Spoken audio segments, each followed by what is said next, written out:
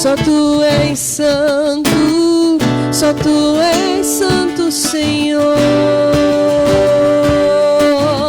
Só tu és santo, só tu és santo, só tu és santo, Senhor. Só tu és santo, só tu és santo, só tu és santo, Senhor. Só tu és santo, só tu és santo, só tu és santo, Senhor. Ouve, ó Deus, nossa oração altíssimo. Sai essa nação. Embolação, Everson. A igreja que te adora. Ouve, ó Deus, nossa oração altíssimo. Sai esta nação. É o clamor da igreja que te adora.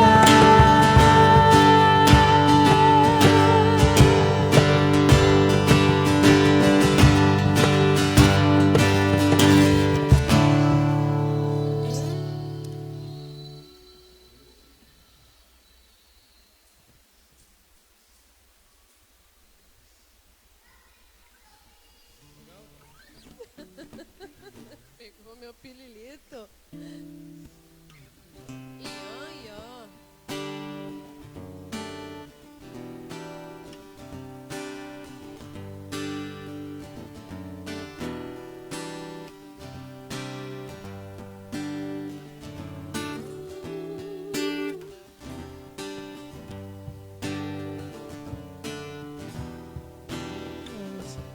Minha porção, tu és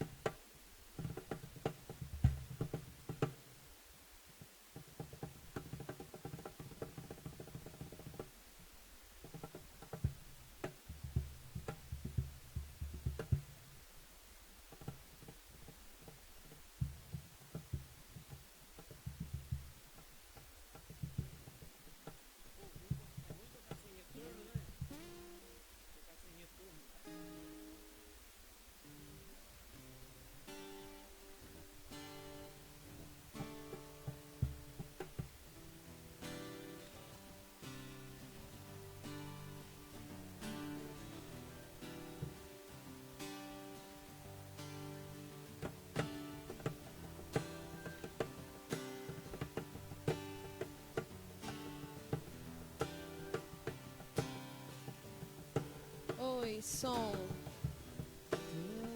És minha porção, tu és minha herança, tu és o meu consolo, dizia no coração.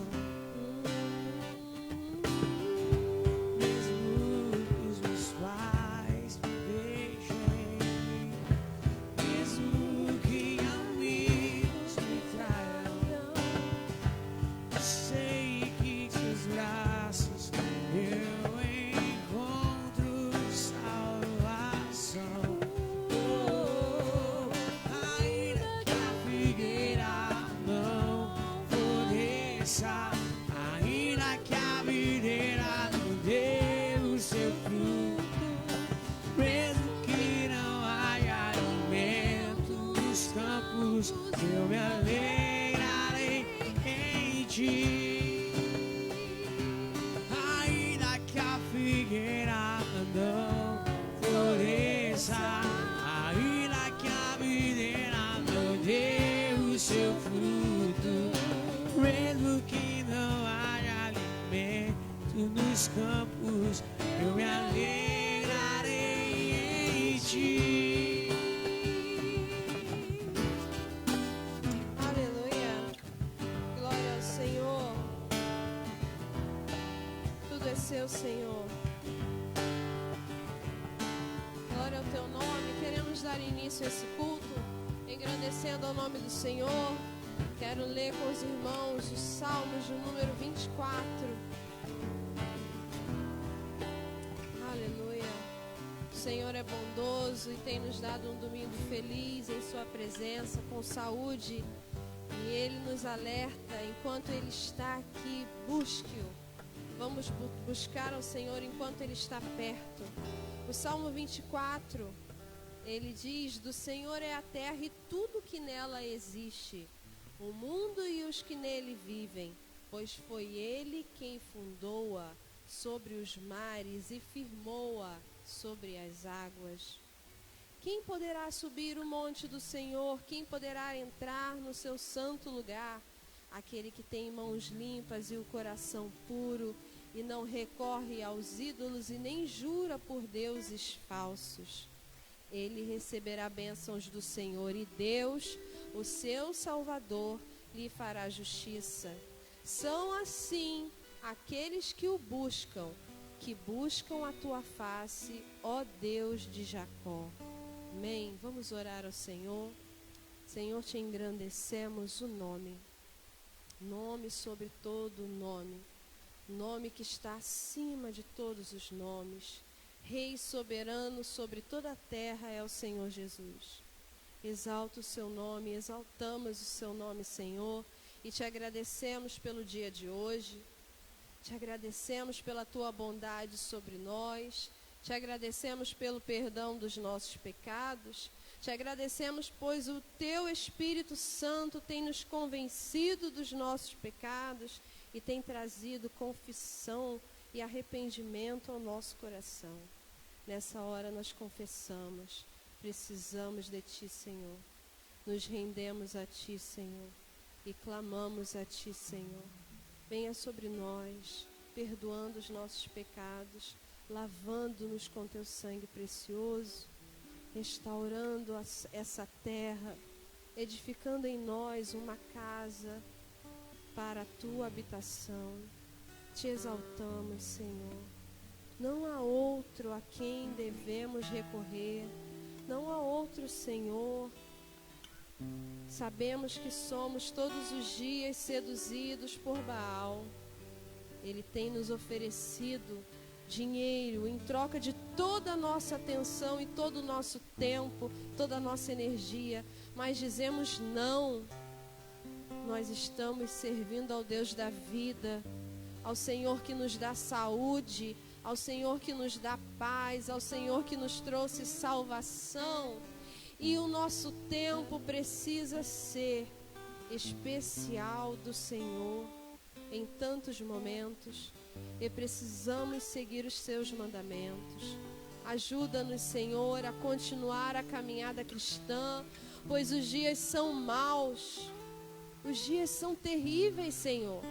Quanta insegurança, Senhor, quanto medo em toda parte, quanta tristeza e quanta falta de sentido na vida. Ó Senhor, nós bendizemos esse nome poderoso que é o nome de Jesus. No Teu nome há poder, no Teu nome há poder, Senhor. Nós rendemos graça e a nossa vida está aqui hoje como ações de graça ao Senhor. Obrigada pela família que o Senhor tem nos dado. Obrigado pelos filhos que o Senhor tem nos dado. Obrigada pelos pais e pelos irmãos que o Senhor tem nos dado. Conserve em nós, Senhor, a alegria da Tua salvação, para a honra, para a glória desse nome poderoso que é Jesus Cristo. Everson, pode me dar o celular?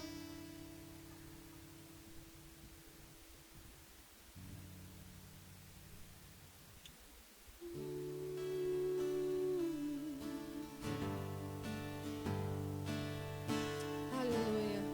Felizes os que estão em Tua casa e que louvam ao Teu nome, Senhor.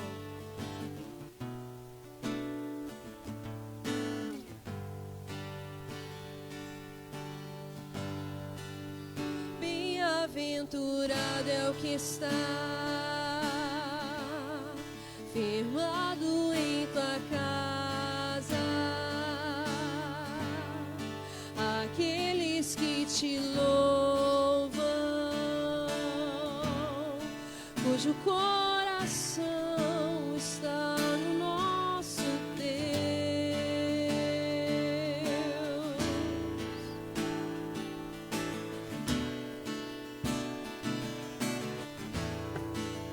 Bem-aventurado é o que está firmado em Tua casa, aqueles que Te louvam, cujo coração está no nosso Deus. Bem-aventurado é o que tem sede da justiça de Deus, aqueles que são filhos da luz, cuja força vem do nosso Deus. Que o Teu reino venha sobre nós, queremos Tua glória em nós. Ouve, ó Deus, clame ao Senhor. Ouve, Senhor, ouve, Senhor. Sai essa nação, reúne amor na igreja e Te adora.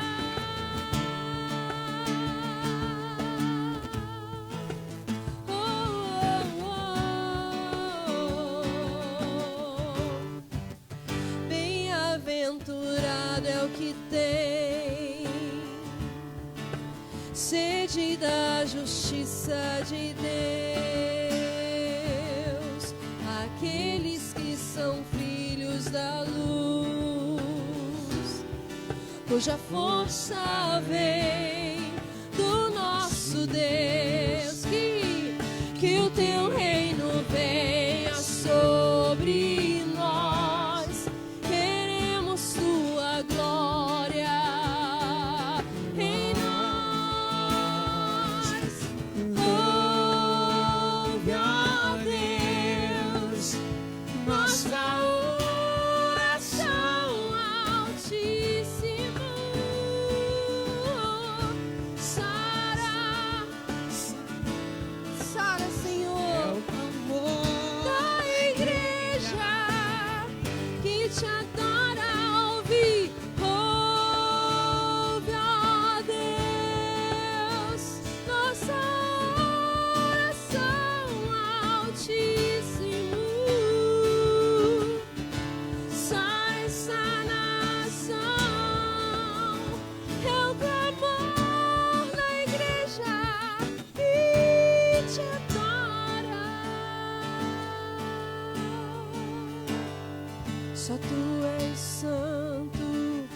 Só tu és santo, só tu és santo, Senhor.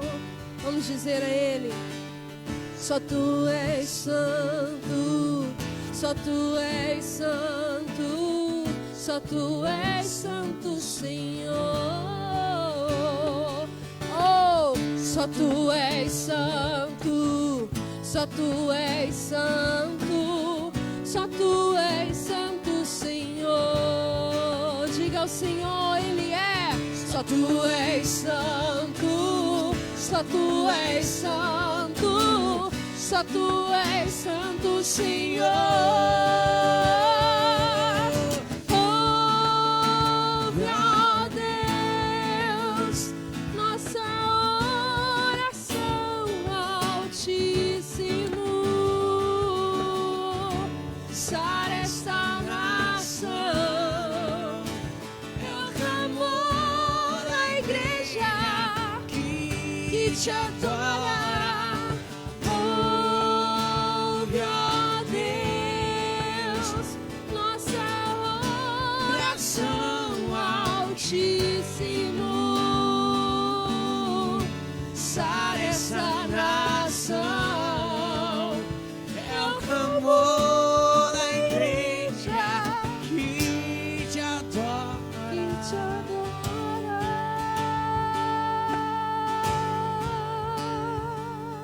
Te adoramos, Senhor. Te adoramos e bendizemos o teu nome. Tu és a nossa melhor e maior de todas. Tu és a nossa herança. Tu és o melhor que há nessa terra, Senhor. Vamos cantar ao Senhor. Apesar das circunstâncias, Ele é bom e Ele tem nos ensinado o caminho que leva à salvação. Aleluia.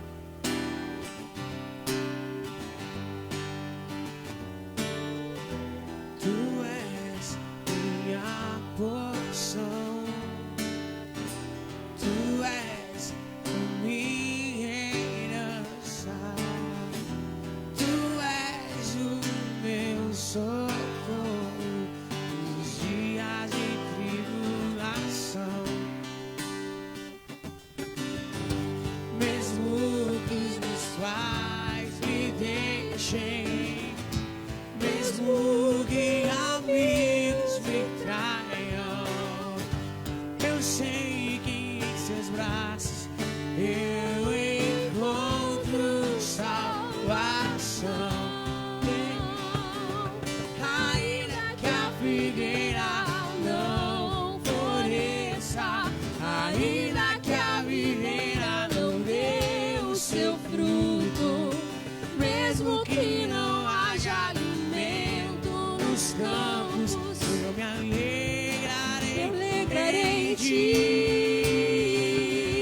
Ainda que a figueira não floresça, ainda que a videira não dê o seu fruto, mesmo que não haja alimento nos campos, eu me alegrarei em ti. Me alegrarei em ti. Oh, oh, oh,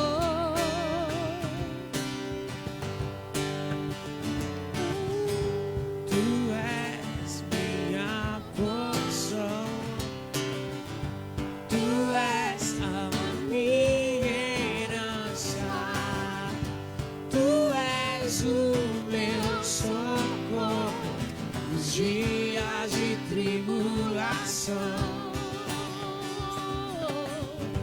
Mesmo que os meus pais me deixem, mesmo que amigos me traiam, eu sei que em seus braços eu encontro salvação. Ainda que a figueira não floresça, ainda que a videira não dê o seu fruto, mesmo que não haja alimento nos campos, eu me alegrarei em ti. Ainda que a figueira não floresça, ainda que a videira não dê o seu fruto, mesmo que não haja alimento nos campos, eu me alegrarei em ti. Ainda que a figueira não floresça, ainda que a videira não dê seu fruto, ainda que não floresça, nos campos, eu me alegrarei em ti, Senhor. ainda, Senhor, ainda, Senhor, oh Senhor, como é forte isso que cantamos. Ainda que a figueira não floresça e que não haja fruto na vide, eu me alegrarei em ti, eu me alegrarei em ti, eu me alegrarei em ti. Ainda que os meus pais me deixem, eu me alegrarei em ti, eu me alegrarei em ti. Ainda que os amigos me traiam, eu me alegrarei em ti, eu me alegrarei em ti, eu me alegrarei em ti. Tu és o Deus da minha salvação, tu és o dono do meu coração. Eu me alegrarei em ti, me alegrarei em ti, me alegrarei em ti, Senhor. Pelo Espírito do Senhor, pelo poder que ressuscitou Jesus Cristo dentre os mortos, esse mesmo Espírito que habita em nós nos trará a alegria em meio a circunstâncias adversas.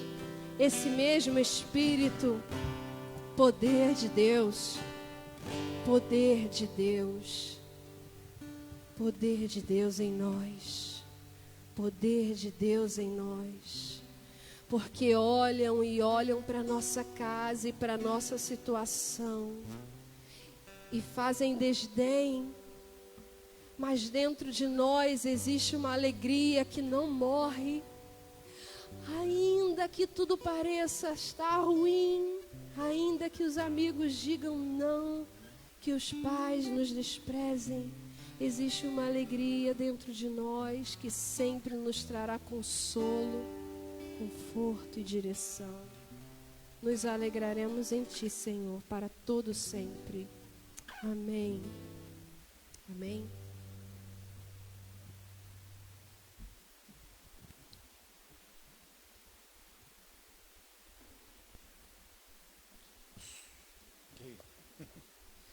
Vida, acho que o som está bom. Graças e paz para todos que estamos aqui, Rubita, para os que estão em casa nos assistindo. Temos irmãos até, olha só, gente, conta. Deixa aqui. Temos até no sul, temos irmãos nos assistindo. Deus te abençoe, mano. Você se recupere logo, fique 100% para estar servindo o Senhor e servindo sua família. Bom, meus queridos, a gente hoje vai dar uma quebrada na sequência de palavras que a gente está trabalhando no livro de Neemias. Vamos trabalhar hoje um salmo. Salmo de número 46. Mas o pano de fundo vai ser um outro livro da Bíblia. A gente vai ter o Salmo 46, mas o pano de fundo que nós vamos trabalhar, esse Salmo 46, vai ser um outro livro. Deixa eu botar esse aqui, já que está aqui para marcar, deixa eu marcar. Salmo 46, vamos abrir em Salmo número 46, a partir do verso de número 7.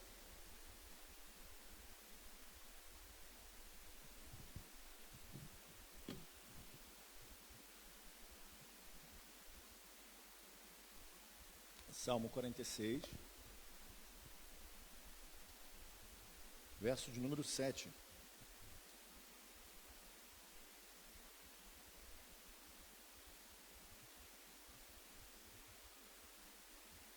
O tema da mensagem é: quais são as suas lutas?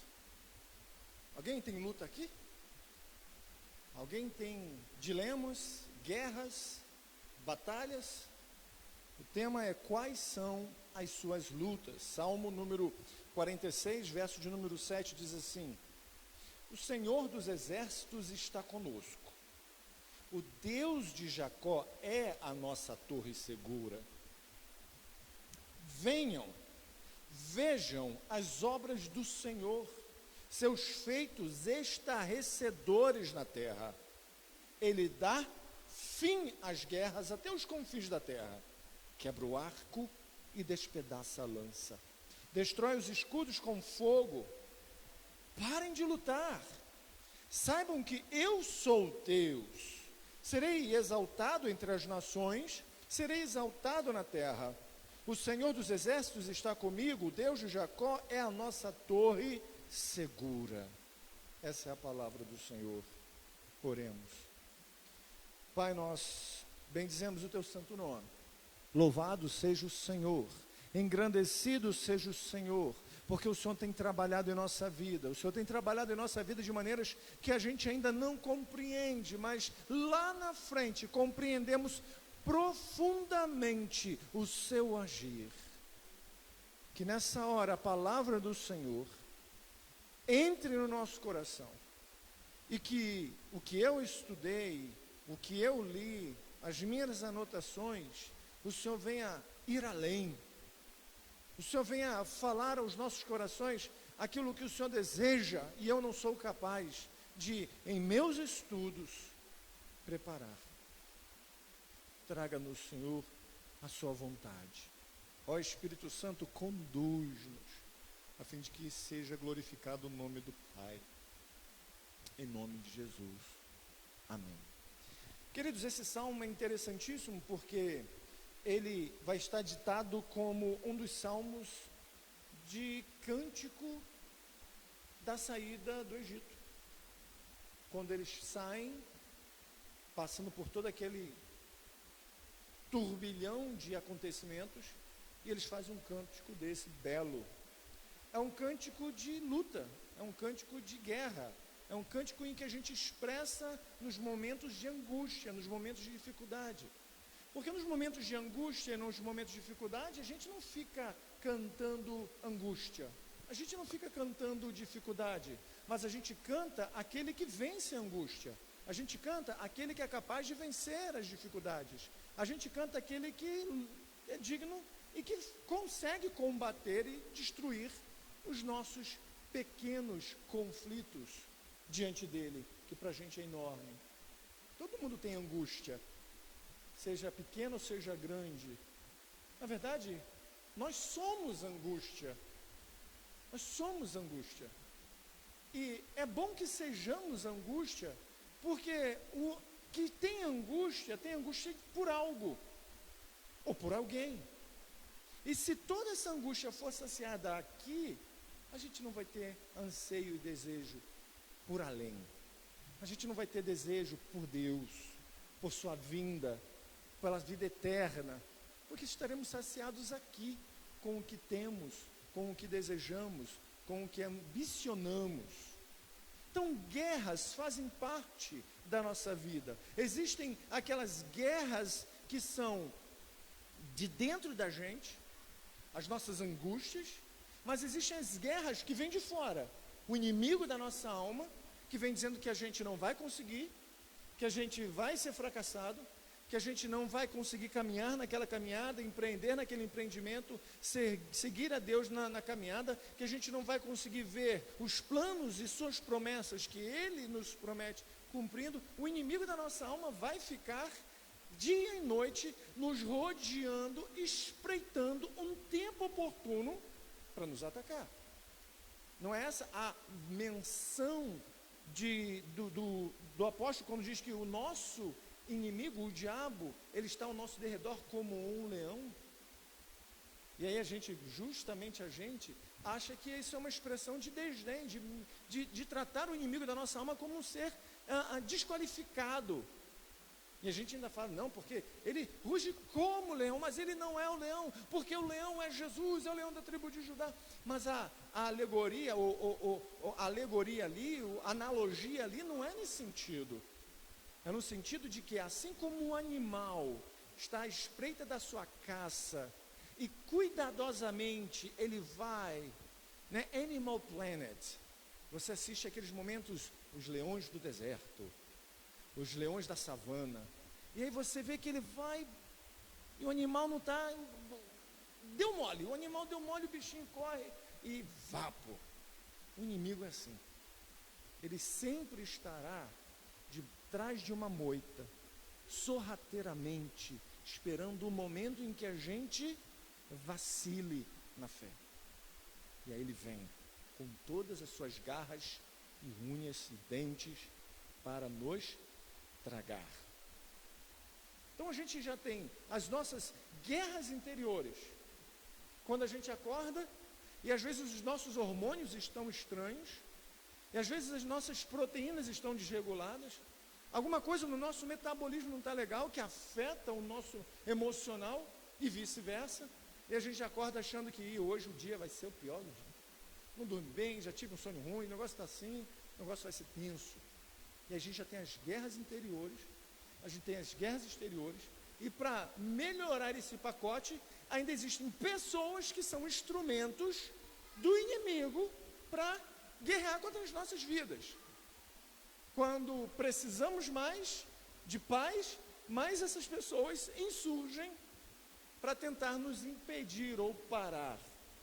E aí eu lembro de uma passagem em que o Senhor, depois de ter dado, e a gente vai falar sobre isso, sobre a vitória de Ezequias, ou a vitória dele sobre Senaqueribe, no momento em que ele orgulhoso, Ezequias está orgulhoso, o Senhor vem contra ele, Ezequias se humilha diante do Senhor, se arrepende, e o texto ainda diz assim: eu vou colocá-lo à prova para que você veja o seu coração.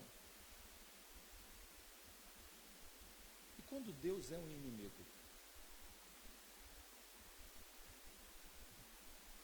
E quando é Ele que vai nos colocar à prova? E quando eu boto no sentido inimigo, é que tudo aquilo que nos tira de uma zona de conforto, nós temos como inimigo.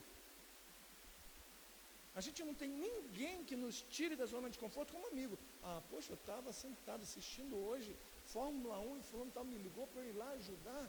Poxa, estava no conforto, não, mas eu vou, tenho que ir lá. Mas tirou o meu conforto. E aí, a gente começa a ver que tudo que tenta nos tirar o conforto, a paz, ou a sensação de paz, ou a ilusão de paz, se torna um inimigo naquele momento. Então, quando a gente olha para esse texto e esse momento em que o salmista está dizendo, e o subtítulo dele é bastante interessante, porque foram os coralitas, os descendentes de Corá, uma tribo que insurgiu o Corá, o Coré, contra Moisés e foi detonado pelo Senhor. E aí eles dizem exatamente: o Senhor dos exércitos está conosco, o Deus de Jacó é a nossa torre segura. Venham, vejam as obras do Senhor, seus feitos estarrecedores na terra. E é sobre esse feito estarrecedor que eu quero trabalhar com vocês em 2 Crônicas. 2 Crônicas, capítulo de número 32. Imagine um rei, Ezequias, que restaura o culto de... Isso é antes de Neemias, tá? Isso é antes do povo ser levado ao cativeiro babilônico. Foi um momento em que Ezequias consegue, com a graça do Senhor, acabar com os lugares de falsa adoração, restaura a adoração em Jerusalém, restaura o culto em Jerusalém, restaura as ofertas, restaura... É tanta oferta que o povo traz, tamanha graça do Senhor sobre eles, que Neemias tem que construir novos lugares no templo para armazenar. Tamanha foi a bênção do Senhor sobre a vida dele e do seu reinado. E tudo está indo muito bem, tudo está indo uma maravilha. A igreja está cheia, membresia está cheia, os ministérios estão todos fluindo, a liderança está boa, já tem corpo de um conselho, já tem já a prospecção de plantar uma outra igreja, está tudo uma maravilha. Precisa nem mais ter porta de ferro para fazer força. Já pega o botãozinho e sobe sozinho. Surge no capítulo de 2 Crônicas 31, um versículo bacana. Foi isso que Ezequias fez em todo o reino de Judá. Reino de Judá, não só em Jerusalém, mas no reino de Judá. Ele fez o que era bom e certo, e em tudo foi fiel diante de Deus, do seu Deus, o Senhor. Em tudo que ele empreendeu no serviço do templo de Deus e na obediência à lei e os mandamentos, ele buscou o seu Deus e trabalhou de todo o coração e por isso prosperou. Ele fez de todo o coração e o Senhor o abençoou.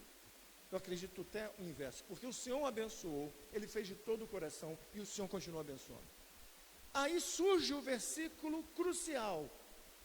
Elaine, está tudo bem na sua vida, você tem sido temente ao Senhor, Rúbia, você tem sido temente ao Senhor, Deus tem te prosperado, Hugo, Deus tem te prosperado, Andrezinho, meu Deus, Ian, tem prosperado. Aí vem de repente uma vírgula. Mas calma aí, surge um leão no meio dessa savana que estava tudo tão tranquilo, e diz assim, o verso de número 1 do capítulo 32 de 2 Crônicas. Depois de tudo o que Ezequias fez com tanta fidelidade, Senaqueribe, rei da Síria, invadiu Judá e sitiou as cidades fortificadas para conquistá-las. A gente acha que quando tudo está tudo tão bom, vai permanecer tão bom, e não acha e não pensa que quando tudo está muito tão bom, alguma coisa vai vir contra esse tudo que está muito bom. O inimigo estava no seu sistema, o inimigo estava com as suas ações no seu canto, e quando ele depara-se com a realidade de Judá, com a realidade desse reinado com Ezequias, ele se insurge e sitia, invadindo Judá, sitiando as cidades fortificadas, cerca de 185 mil homens, em toda essa região, de frente ao templo, de frente a Jerusalém, em todas as áreas fortificadas de Judá. 185 mil. É quase a população de Cabo Frio. A população de Cabo Frio está em cerca de 200 mil pessoas. Imagine a população de Cabo Frio, e Cabo Frio a gente está pegando aqui junto com o Namar, para dar essa quantidade de pessoas. Imagine essa galera toda diante de Jerusalém e as outras cidades no estado, no reinado de Judá. Depois dele ter arrumado tudo, no mínimo, talvez nós cristãos pós-modernos falaríamos o seguinte: pô, tá de brincadeira, né, Senhor? Fiz tudo direitinho, fui fiel, servi ao Senhor, me dediquei com tudo, e vem esse levante contra a minha vida. Vem esse insurgir quando tudo está organizado. Eu fiz tudo direitinho, trabalhei, organizei minha família, meus negócios, meu trabalho, estou fiel ao Senhor, estou trabalhando com as coisas para o Senhor, me dedico ao Senhor de todo o meu coração, porque eu te amo. E por que fulano de tal levanta? E por que aquela situação acontece no trabalho? E por que aquela situação acontece na igreja? E por que acontece na minha família? Por que isso está acontecendo?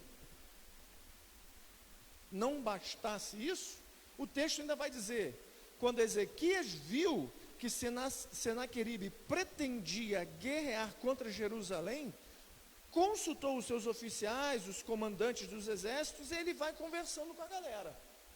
Ele vê, epa, esse cara não veio em paz. Se ele viesse em paz, traria uma comitiva menor, um homem vindo com mais uns dois, um embaixador dele, mas não 185 mil homens. Esse sujeito não está vindo para bater um papo. esse sujeito está vindo para tentar arruinar com aquilo que foi construído. E aí vem discorrendo, e chega até ele, no verso, eu vou deixar os versos de número 2 até o verso de número 8 para conversarmos depois, porque o verso de número 9 diz assim: mais tarde, quando Senaqueribe, rei da Síria, e todas as suas forças estavam sitiando Laquis, mandou oficiais a Jerusalém com a seguinte mensagem a Ezequias e a todo o povo de Judá que morava ali. Ele mandou uma mensagem. Imagine a mensagem. Assim diz Senaqueribe, rei da Síria, em que vocês baseiam a sua confiança para permanecerem cercados em Jerusalém? Quando Ezequias diz, o Senhor, ele está zombando. Quando Ezequias diz, o Senhor, o nosso Deus, nos salvará das mãos do rei da Síria, ele os está enganando, para deixá-los morrer de fome e de sede. Mas não foi o próprio Ezequias que retirou os altares desse Deus, dizendo Judá e Jerusalém, vocês devem adorar diante de um só altar e sobre ele queimar incenso? Vocês não sabem o que eu e os meus antepassados fizemos a todos os povos das outras terras? Acaso alguma vez os deuses daquelas nações conseguiram livrar das minhas mãos a terra deles? De todos os deuses das nações que os meus antepassados destruíram, qual deles conseguiu salvar o seu povo de mim? Como então o Deus de vocês poderá livrá-los das minhas mãos? Portanto, não deixem Ezequias enganá-los ou iludi-los dessa maneira. Não acreditem nele, pois nenhum Deus de qualquer nação ou reino jamais conseguiu livrar o seu povo das minhas mãos ou das mãos de meus antepassados, muito menos o Deus de vocês conseguirá livrá-los das minhas mãos. Isso foi uma afronta, não apenas a Ezequias, isso foi uma afronta a Deus. A Deus. Você consegue lembrar de Davi chegando e olha aquele povo israelita, de um lado da colina, do outro lado da colina um povo filisteu, e um gigante zombando o tempo todo, não do exército, mas do Deus de Israel. A ponto de ele falar, quem é esse incircunciso que zomba o Senhor de Israel? O Senhor diz, quem é esse? Davi toma as dores de Deus, porque diz, não, contra o meu Deus, não, vocês não vão fazer nada. Rei Saul, você não vai fazer nada. Você é um homem de guerra. Eu sou só um cuidador de ovelhas, e estou aqui indignado. O mesmo tipo de afronta, que o filisteu fazia diante de Israel, é o mesmo tipo que esse assírio está fazendo diante de Israel. Está zombando do rei, está zombando da fala dele, está querendo tirar a moral e tirar a segurança desse rei com relação aos seus súditos, tentando trazer confusão na mente do povo, para que o povo não acredite nas palavras desse rei, e a gente vai ver o que ele fala anteriormente.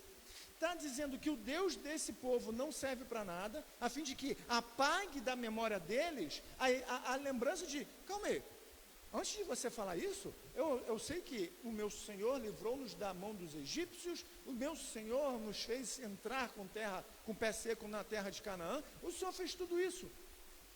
Eles não vão lembrar disso, por quê? Porque palavras de afronta têm a tendência de nos fazer esquecer das promessas de Deus. Normalmente, quando estamos bem, estamos estabilizados e vem uma afronta, a gente se questiona. Mas como assim? Não estou entendendo. Fiz tudo direito, fiz tudo organizado, servindo a Deus, e vem um negócio desse. Será que o que Deus falou é verdade? Será que o que Deus prometeu é verdade? Será que Deus existe nessa situação? A gente começa a questionar, antes de lembrar e ficar com o que Deus disse. É mais ou menos o que a serpente faz com Eva. O Senhor diz para Adão e para Eva: olha, está aqui, ó, olha esse jardim. Consegue olhar esse jardim? Cheio de frutas, árvores frutíferas, frutas que talvez a gente jamais provará na vida. Você pode comer de tudo, menos daquela ali. Não coma daquela ali, do conhecimento do bem e do mal. Ele nem proibiu da árvore da vida, do conhecimento do bem e do mal. E aí a serpente diz: olha, vocês não é verdade que o Deus de vocês disse que vocês não podem tocar e comer nisso aí? Ela: não, a gente não pode nem tocar nem comer. Eva responde. E aí o que acontece? Olha, se você comer, você vai ficar igual a Deus. Aí Eva desacredita do que Deus disse e acredita no que o diabo diz. Então, a palavra que confronta a nossa paz, muitas vezes não vai vir como uma flecha rasgando, pode vir como uma pena suave, como foi Satanás dentro do jardim do Éden com Eva, dialogando, conversando, batendo papo e confrontando, levando guerras interiores, onde ela deixa de ouvir a voz de Deus para ouvir a voz de Satanás. Aqui a situação é a contrária, ele está sendo incisivo, ele está sendo direto, ele está sendo duro. E ainda diz assim, no verso 16: os oficiais de Senaqueribe desafiaram ainda mais a Deus, o Senhor, e ao seu servo Ezequias. Senaqueribe também escreveu cartas insultando o Senhor, o Deus de Israel, e os desafiando. Assim como os deuses dos povos das outras terras não livraram o povo deles das minhas mãos, também o Deus de Ezequias não livrará o seu povo das minhas mãos.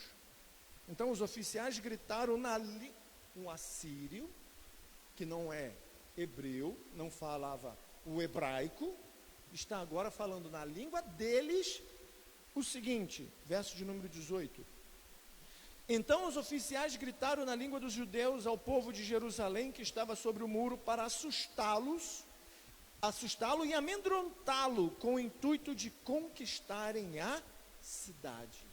Gente, não pense que o que vai vir te confrontar vai ser um americano falando: hello my friend, I'm gonna kill you. Não vai ser. Vai ser alguém que vai falar algo que entenderemos, que compreenderemos. Palavras que serão claras ao nosso entendimento e que tentarão nos abater. Consegue compreender?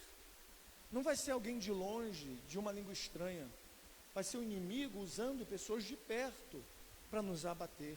Ainda que essas pessoas possam não entender que elas estão sendo usadas pelo inimigo. Então, quando a gente olha e vê que ele está trabalhando o emocional, trabalhando a fé, tentando enfraquecer a fé do povo hebreu, o verso de número 19 diz: retiram-se ao Deus de Jerusalém, como falavam dos deuses, ou referiram-se ao Deus de Jerusalém, como falavam dos deuses dos outros povos da terra, que não passavam ou não passam de obras das mãos dos homens. Os assírios conseguiram conquistar vários povos. Os deuses dos outros povos não defenderam os outros povos. Eles conquistaram, eles destruíram, eles devastaram. Então eles olham para Jerusalém, um lugarzinho ali, um ovinho, vai dizer: se os outros deuses de outras nações não foram capazes de resistir a nós, e ele não está nem dizendo ao nosso Deus, a nós, ao meu exército, ao meu nome, Deus de vocês não vai conseguir. O Deus de vocês, o que vocês chamam aí do Criador dos céus e da terra, o Todo-Poderoso, não vai conseguir. Como a gente lida quando a gente tem essas palavras? Como é que a gente lida? Vai para o cantinho e faz biquinho? Embirra? Fala para Deus, poxa Deus, é isso que o Senhor quer da minha vida? Que tratamento é esse? Como que a gente age? Versículos antes nos mostram como Ezequias agiu. Capítulo 32 ainda, só que no verso de número 3. O verso de número 3 vai dizer assim: Ezequias consultou os seus oficiais e os comandantes do exército sobre a ideia de mandar fechar a passagem de água das fontes do lado de fora da cidade, e eles concordaram. Opa! A gente já tem aqui algo que pode aplicar na nossa vida. Passagens de água, fonte. Esse exército que estava ali ia precisar de água. Esse exército que estava ali ia consumir água. E água no deserto é um bem precioso. Então, se Ezequias deixa as fontes abertas para que eles venham ter condições de se hidratarem, de alimentarem-se através do procedimento com tudo, eles vão ficar mais fortes contra mim. Então, uma aplicação direta para a nossa vida é: quais são as fontes da nossa vida que precisamos fechar para que os inimigos não venham se fortalecer contra a gente? Quais são as fontes que precisamos fechar para que ele não pegue e fortaleça-se e nos derrube? Vamos pensar que a nosso ouvido seja uma fonte, uma alegoria aqui, uma analogia. Será que a gente está deixando o nosso ouvido fechado para isso e aberto para o que o Senhor tem? Porque se deixamos de estar lendo a Bíblia, o nosso ouvido vai estar aberto para o inimigo. Lógico, automaticamente, as fontes serão extremamente sensíveis a alimentar e ser sugado pelo inimigo. Ele vai lançar palavras, pensamentos, ideias contrárias ao que Deus tem nos falado. Então, o conselho que ele vai a quem sabe guerrear. Ezequias vai consultar os oficiais e os comandantes do exército. Às vezes a gente deixa de pedir conselhos a pessoas mais experientes na fé, homens e mulheres de caminhada, que podem nos orientar. Olha, ora mais, jejua, interceda, vigie, seja vigilante. Porque muitas vezes a gente não tem homens e mulheres que a gente possa consultar. A gente tem dois erros. A gente muitas vezes não busca, e o outro erro a gente não encontra. Terrível. Imaginem que você está numa situação complicada na escola. Vem a prova. Você esqueceu de enviar um trabalho. Você não sabe como ele vai lidar com aquilo. Você vai perguntar para sua irmã como lidar? Você vai perguntar para quem? Alguém que tem experiência. Seu pai, sua mãe. E aí eles vão te orientar e você vai conseguir. Não vai escapar da prova, mas vai conseguir passar e fazer a prova. Então, a gente precisa aprender isso. Quem são os homens de oração? As mulheres de oração, de experiência, que tem uma história ilibada, imaculada ao longo da sua caminhada de fé, para a gente poder chegar e falar assim: cara, o inimigo está me atacando, eu não sei lidar com isso. Tem sido bombardeado, massacrado, o que eu faço? De repente, numa palavra, aquela pessoa vai te dizer algo que vai mudar completamente sua perspectiva, e você vai botar em prática e, opa, caramba, como isso me fortaleceu. Então ele diz, consultou sobre a ideia, assim ajuntaram-se e muitos homens fecharam todas as fontes e o riacho que atravessava a região. Eles diziam: por que deixar que os reis da Síria venham e encontrem toda essa água? Depois, com grande empenho, detalhe, não foi algo feito sozinho. Caminhada cristã não é sozinha. Pedir ajuda não é vergonha. É sinônimo de fé. Porque a caminhada, ela é comunitária, coletiva. Gente, para que temos os dons? Por que Paulo diz: buscai com zelo os melhores dons? Para a edificação da igreja. Então a gente vai ver muitas vezes que quando estamos orando sozinho é uma coisa, mas você ora com dois, que o Senhor começa a trazer coisas, aí você começa a ouvir o que o outro está orando e fala assim: não é possível, esse sujeito estava aqui ontem, quando eu estava orando a Deus, no desespero do cão, e ele está falando e orando coisas que só eu sei. E o sujeito não precisa dizer: assim diz o Senhor. Deus está usando ele. E ele nem sabe que está sendo usado. Mas quem edifica é o Espírito do Senhor. Então, quando a gente olha e vê que é no comunitário, na coletividade, que a gente encontra socorro, que a gente caminha, que a gente fortalece, eu sempre gosto de uma alegoria que a Elaine usa. Né? Eu lembro disso desde a época lá da Assembleia, que ela falava assim: gente, vamos nos juntar mais, porque uma brasa sozinha, ela esfria, vira cinza rápido, mas no meio do braseiro ela fica quente. Ela não vai lembrar disso não, porque não lembra nem quem comeu ontem. Elaine é triste, a gente já passei muita vergonha com ela. Elaine, você lembra daquilo? Não lembro não. Então, primeira coisa, consultar pessoas experientes. Segundo, não ande sozinho. Não anda sozinho. Andar sozinho é um prejuízo. É um prejuízo para uma ovelha, para um pastor andar sozinho. Imagina para a ovelha. Aí vem o terceiro, fechar versículo de número 5.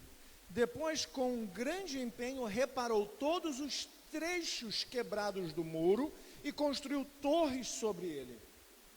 Você consultou? Você está andando com pessoas. Agora, o que precisa reconstruir? O que precisa fortificar? Preciso fortificar mais minha oração. Preciso fortificar mais minha leitura. Preciso fortificar mais meu devocional. Preciso fortificar mais o meu jejum. Preciso fortificar mais a minha comunhão. Quais são as torres que você precisa construir? Torre é para vigiar. O que você precisa vigiar? Eu tenho que vigiar com a internet. Eu tenho que vigiar com a minha língua. Eu tenho que vigiar com o meu ouvido. Eu tenho que vigiar com o meu coração. É uma torre. Você está numa posição mais alta. Você está tendo uma visão privilegiada. Aonde você pode ser atacado e aquela sua fraqueza ser um instrumento do inimigo para te derrubar. E fazer de você um instrumento para derrubar outro, que ainda é pior. Quando o inimigo vem só para nos derrubar é uma coisa. E quando ele vem nos usar para derrubar alguém, isso é que é triste. Isso machuca. E aí ele continua. Reforçou, construiu outro muro. Já tinha um muro, construiu outro muro do lado de fora do primeiro e reforçou o Milo da cidade de Davi e mandou fazer também muitas lanças e muitos escudos. Ou seja, consulte, ande em comunidade, depois feche as brechas, vigie, e aí ele vai dizer: construíram lanças e escudos. Se prepare, você está em guerra. Nossa vida aqui é uma guerra. Nossa vida é uma guerra constante. Nós, como homens, guerreamos contra a nossa vontade de pecar, contra a nossa esposa. As esposas guerreiam para não pecar contra o homem. E nós contra Deus, de forma coletiva.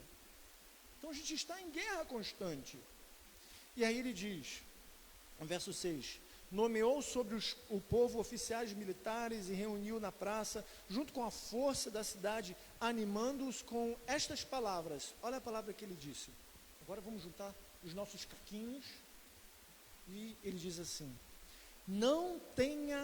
sejam fortes e corajosos. Ninguém diz seja forte e corajoso para um lutador que vai lutar com uma criança de 1 ano de idade. Vai dizer, você é covarde. Ser forte e corajoso é sempre contra algo que é maior do que nós. Desafios maiores do que o nosso.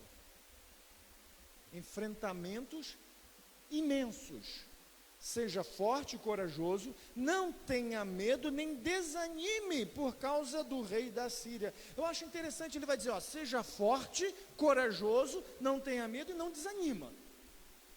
Que não adianta você ser forte, você ser corajoso e você desanimar. Não adianta você, eu sou forte, eu tenho coragem, mas eu estou desanimado. Não desanime. E aí ele continua.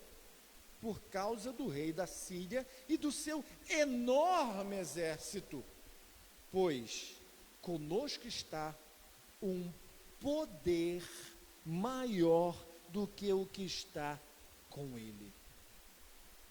185 mil homens contra Jerusalém.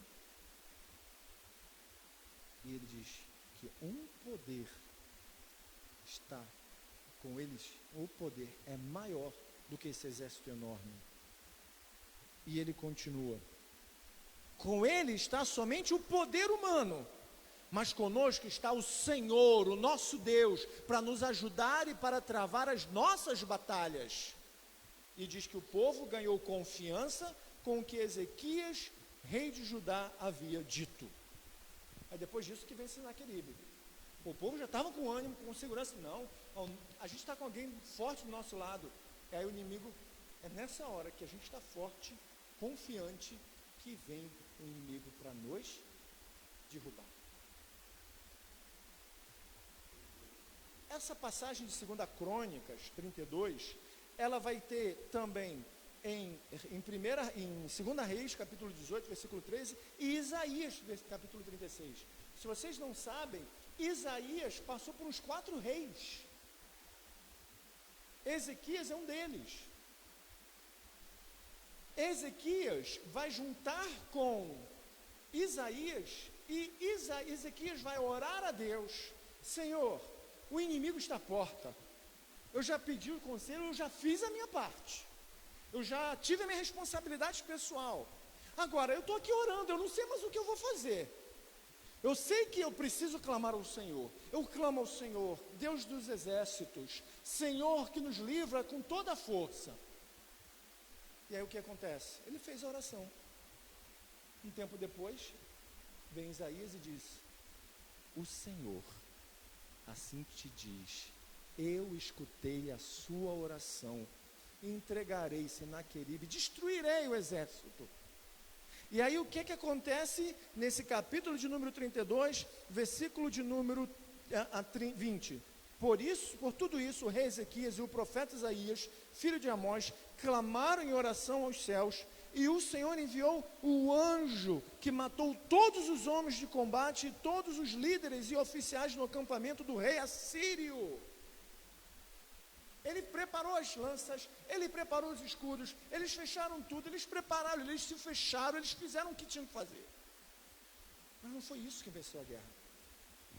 O que venceu a guerra foi eles confiarem a vida deles ao Senhor dos exércitos. Aqui nesse texto está dizendo que Deus enviou um anjo, mas em 2 Reis vai dizer que o Senhor enviou o anjo. E o anjo no Antigo Testamento faz menção de Jesus no Antigo Testamento. O anjo do Senhor é uma forma de se dizer que este é Jesus no Antigo Testamento. Então quando a gente olha e vê que o Senhor, o anjo do Senhor veio e destruiu todo o exército inimigo, 85 mil homens do exército inimigo, aí você olha e pensa, meu Deus, eu orei, o Senhor me respondeu e o Senhor enviou um anjo. E quando eles saem para ver o exército inimigo, eles vão ver lanças quebradas, carruagens queimadas, morte, destruição. E aí, Salmo 46 faz sentido para quem experimenta isso. Por isso que o salmista, no Salmo de número 46, ele vai dizer: o Senhor dos exércitos está conosco, o Deus de Jacó é a nossa torre segura. Venham e vejam as obras que o Senhor fez. Imagine o pessoal saindo para dizer: gente, venham ver as obras que o Senhor fez. Olha isso aqui, aqui não tem mais exército, não tem mais lança. Ele quebra o arco, despedaça a lança, destrói os escudos com fogo. Parem de lutar. Ele é o Senhor dos exércitos. Ele poderia ter enviado miríades e miríades de anjos para destruir aquele povo, mas ele enviou um anjo, e destruiu tudo. E o que eu acho mais lindo, sabe o que é? Que o anjo do Senhor, 750 anos depois, ele vem não para destruir, mas ele vem num útero de uma mulher, nasce e é colocado numa manjedoura. O anjo do Senhor, que veio destruir o exército inimigo, agora vem destruir um outro exército, muito mais forte do que esse. Vem destruir o pecado, vem destruir o diabo. A ira do Pai contra nós é destruída. Então a gente precisa confiar que o Senhor, Ele luta as nossas batalhas, porque Ele lutou a maior de todas as batalhas. A batalha do inimigo da nossa alma contra a nossa vida, e Ele venceu. Da morte contra a nossa vida, e Ele venceu. Da ira de Deus contra a nossa vida, e Ele venceu. Então por que a gente esquece que Ele luta as nossas batalhas e tenta fazer com as nossas forças, nossas mãos, quando Ele diz: parem de lutar? Que parar de lutar é começar uma outra luta. É uma luta de confiança, uma luta de oração, uma luta de leitura, uma luta de devoção. Eu vigio, eu protejo e eu alimento as fontes da minha vida, que é o coração, com aquilo que vai gerar vida. E aí a gente termina esse texto dizendo: o Senhor dos exércitos está conosco, o Deus de Jacó é a nossa torre segura. Jesus é a nossa torre forte, Ele está conosco e nós vencemos com Ele. A gente precisa pensar: quais são as nossas guerras? Apresente ao Senhor suas guerras. Deposite aos pés do Senhor suas guerras, porque Ele venceu a maior de todas as guerras. Então as nossas guerras são fáceis para Ele guerrear, para Ele vencer. Que a gente possa confiar nele. Oremos. Senhor, nós oramos ao Senhor e agradecemos ao Senhor pela sua graça. Bendito seja o Senhor, Deus Criador dos céus e da terra. Que as nossas guerras, nossas batalhas, Senhor, sejam vencidas pelo Senhor. A gente tem conflitos emocionais, a gente tem conflitos espirituais, conflitos financeiros, nós temos conflitos relacionais, nós temos, meu Pai, uma série de guerras. Mas o Senhor vence todas elas. Então, Pai, que a gente possa botar em prática isso, consultar o Senhor e consultar os homens e mulheres que o Senhor tem, meu Pai, levantado ao longo da história. Consultar a sua palavra, fechar, meu Pai, as fontes que podem ser maculadas, sujas com a ação do inimigo. Construir, meu Pai, reconstruir uma vida de oração, de leitura e de devoção. Preparar-nos para a guerra, mas crendo que é o Senhor quem vence as nossas batalhas. A oração, Senhor, é uma guerra que a gente precisa estar municiado com o Teu Santo Espírito nos capacitando a orar. Assim nós te bendizemos, em nome de Jesus. Amém. Gente, graças a Deus, Deus é bom. A Helena fez aniversário no dia 7. Helena, minha mãe fez aniversário no dia 7. 89 anos, nós damos graças ao Senhor por isso. Tom vai fazer agora no dia 10 e Gabi do Fábio dia 11. Vamos fazer aniversário no mês de agosto. Eu tenho um presentinho para você, Hugo, do reverendo Joelson, Casamento, uma abordagem bíblica. Feliz Dia dos Pais. Bom livro, leia. A gente que é casado precisa muito de sabedoria para lidar com a gente, para poder lidar com a esposa. E que os pais que estão nos acompanhando sejam abençoados no dia de hoje, sejam iluminados pelo Espírito a serem pais com o coração sensível à voz do Espírito para pastorearem os corações de seus filhos, que precisam mais e mais de pais tementes a Deus do que simplesmente a presença física, biológica de um pai. Bom, vamos... Tadinho do André, está acabado. Vem, Ian, vamos fazer uma viola? O Ian vai fazer uma viola hoje. Quer um banquinho aqui para sentar? Quer uma cadeirinha? Precisa não? Esse Ian é um espetáculo.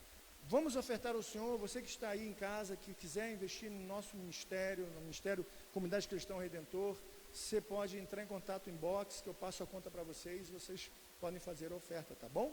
Que Deus abençoe todos vocês, em nome santo de Jesus. Amém. Amém. Gente, Marina queria tanto vir. Quando eu falei que Ian viria, ela, o Ian vai, que legal. E ela queria vir, mas ela não estava se sentindo bem, tadinha. Acabou que no final, aumenta o volume que ele está falando. Vê se está saindo aí. Não sabe. Toca aí para ver se abriu. Tá aberto? E aí, olha quem vai tocar comigo, para a gente ofertar a casa do Senhor. Está aqui os envelopes. Everson, quiser passar. Qual tom? Qualquer tom? Aquele que você deu aquela hora, dava para ir. Qual é? Puxa aí. Seguro estou nos braços daquele que nunca me deixou.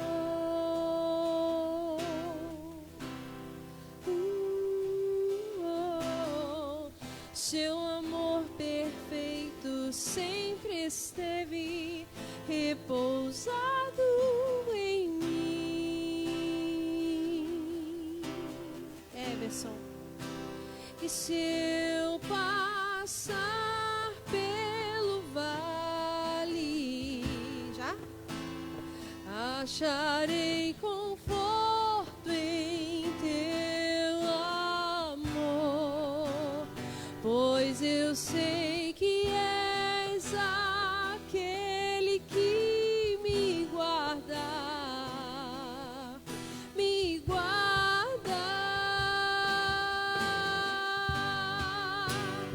Em teus braços é o meu descanso.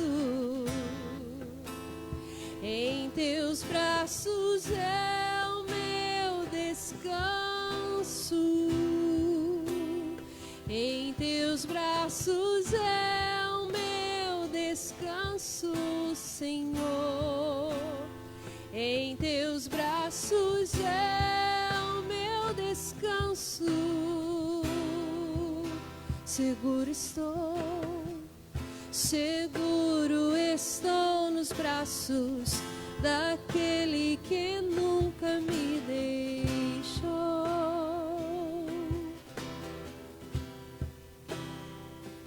Oh, seu amor perfeito sempre esteve repousado em mim. Sim, e se eu passar pelo vale, acharei conforto em teu amor, pois eu sei que és aquele que me guarda, Senhor, me guarda.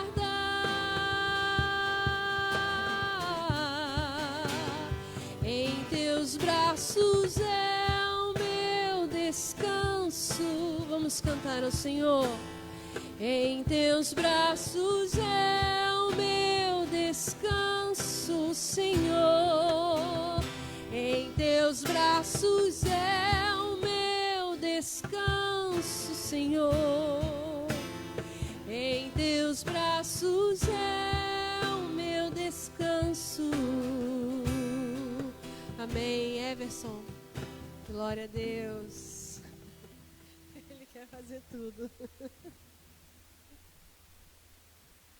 Meu celular é temperamental. Vamos orar, vamos terminar, vamos dar graças ao Senhor. Amém. Vamos orar. Senhor, nós agradecemos ao Senhor pela dádiva da vida, pelo fôlego que temos. O Teu Santo Espírito nos alcançou, nos revestiu e tem nos dado o poder para compartilhar do Seu Evangelho. Que as nossas vidas aqui continuem debaixo da Sua bênção, do Seu poder, da Sua orientação, e que a gente possa colocar em prática o que a gente ouviu, porque estamos em guerra. E essa guerra, Senhor, só pode ser vencida pelo Senhor dos Exércitos. Se nós te bendizemos, te agradecemos no nome santo de Jesus. Amém. Que a graça, maravilhosa graça do Deus Pai, que o amor, eterno amor de Jesus o Filho, e as ricas e doces consolações do Santo Espírito sejam uma verdade na nossa vida, não somente hoje, mas até a vinda do Messias. Amém e amém. Que Deus abençoe a todos vocês. Quarta-feira a gente está aqui com o nosso estudo de Hebreus e que seja um início de semana abençoado. Tchau.